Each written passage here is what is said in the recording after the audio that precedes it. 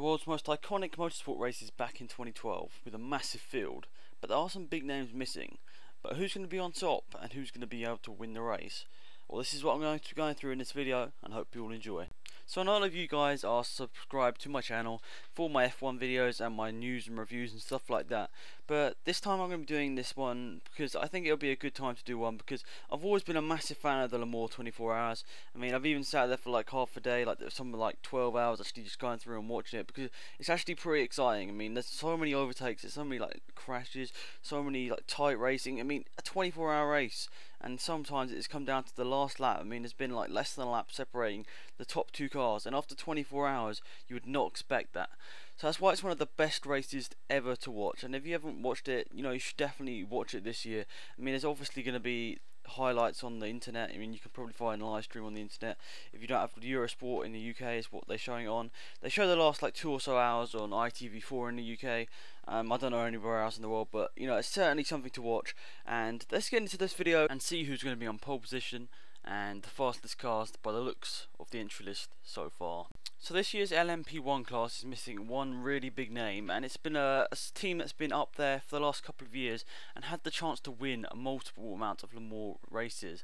And they have won a couple, I think, over the last couple of years. I think definitely one, I remember, maybe not more, but they're missing Peugeot from the LMP1 class this year, which is a disappointment for me, because I supported that team because I really liked the team. I mean, they always showed massive sort of support for their drivers. I mean, they put their most into the race, and it's sad to see them not in there, because Peugeot were a really iconic name because it's a French race and it was a French team. And this year they have got 3 French cars in the LMP1 series, or the top class, and they're Pescarolo team and the Oak Racing, both from France. So it's good to see some of the French teams up in the LMP1 class, you know, hopefully fighting for the win. But the cars that look fastest, well, the look from the entry list that look like they're going to be going for the win, are obviously the Audis. They're bringing 4 cars, 3 of which are the Audi Sport Team Joust, and 1 is the North America Audi Sport. And they've got a massive amount of great drivers. I mean, you've got Alan McNish, Mike Rockenfeller, as well as many other amazing drivers in that list. So my bet in the LMP1 class, Audi are probably up there. But I'm going to put some screenshots up on your screen now of 2 cars that might be able to win this race. They are from Toyota, and Toyota are bringing in a hybrid car this year, and it's going to be up there, hopefully looking for the win. I mean, they've got some great drivers. They've got AlexZAfRo, Anthony Davidson, Sebastian Buemi, Kazuki Nakajima, Stefan Sarrazin. All of those are big A-class drivers, and they could be fighting for the win. I think a lot of those drivers are from the Peugeot team, so they certainly know their stuff. And I know that Anthony Davidson has won a massive amount of big races, as well as Stefan Sarrazin and a lot of the other ones in that team. Sebastian Buemi's been in F1.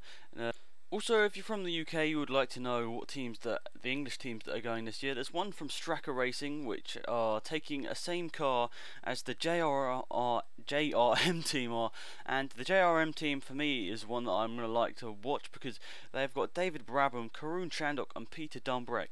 All of those drivers I've watched like in real life, I'm pretty sure, at some point. They're really, really good drivers, and they're really, really good to watch. They're really, really up there. I mean, Karun Chandok's been in F1, Peter Dumbreck has been in the GT, and David Brabham has also raced in Le Mans at some points. So, you know, hopefully some of these teams, the sort of smaller teams, can get up there and beat Audi, because I'm not a massive fan of Audi, if I'm totally honest. But you know, as long as it's a good race, that's what I always say. As long as it's a fun race to watch, I don't really mind who wins. Because that, you know, Monaco Grand Prix, take that for example. I didn't mind who won, and you know, it was an exciting race at the end, at least.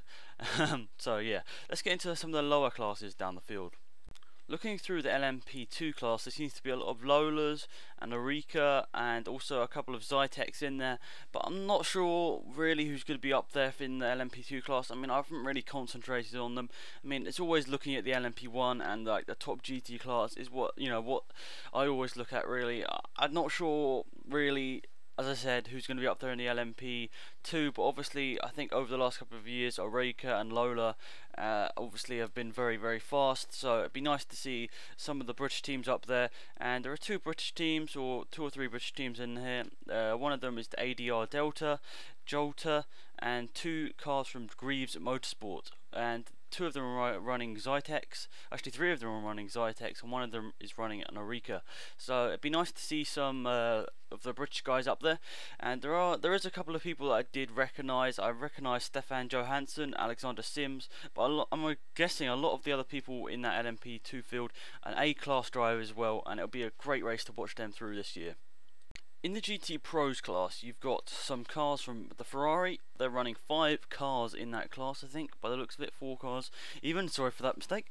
And one of them is a British team from JMW Motorsport, and you know, they're going to obviously be quick. I mean, in all the races that I've seen, Ferrari 458 has been very, very fast, and also cars from Corvette, or Chevrolet even, and Porsche, and there's one Aston Martin V8 Vantage, and there is Giancarlo Fisichella racing in the AF course, and Gian Maria Brunei, I don't know how to say that, and Tony Villander.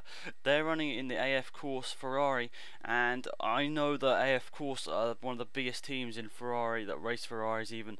So by the looks of it, in that GT Pro class, or the GTE Pro as I think it's called, I think it's going to be down to the Ferrari and the top drivers from the Ferrari and the Corvette. I mean, but also the Flying Lizards team that I've watched. I think I've seen them in real life. They're very, very fast, so I wouldn't count them out for that class one either. As you can sort of see, I don't really know much about Le Mans and the cars that are going to be racing in it, but I thought I'd bring this video because I know it's going to be a great race. And in the final class, the GTE AM, I guess the amateur class, there's a lot of a mixture of Corvettes, Porsches, Ferraris, and also another Aston Martin. Not really any idea who's going to be winning this because I don't really recognise any of the names in it, but I'm sure it's going to be a great race throughout the field. And you know, I just hope it's going to be a good race. I mean, over the last couple of years, Audi and Peugeot have kind of dominated. What I really want to see is a lot of different drivers getting up there, and that's why the F1 this year has been so amazing, because all the drivers in like the top half of the field have been able to challenge for a win, and points have been going to everybody except from the back 4 teams, no, back 3 teams even. So that's pretty much it, guys. Leave your comments down in the comment section as usual. That's what I always ask you to do, and put who you think is going to win the race, and if the race is already finished, who do you think has the best driver, or who do you think was the best driver out of the team. That's pretty much it, guys. Hope you all have a wonderful day. It's been Alex, and I'm out of here. Bye.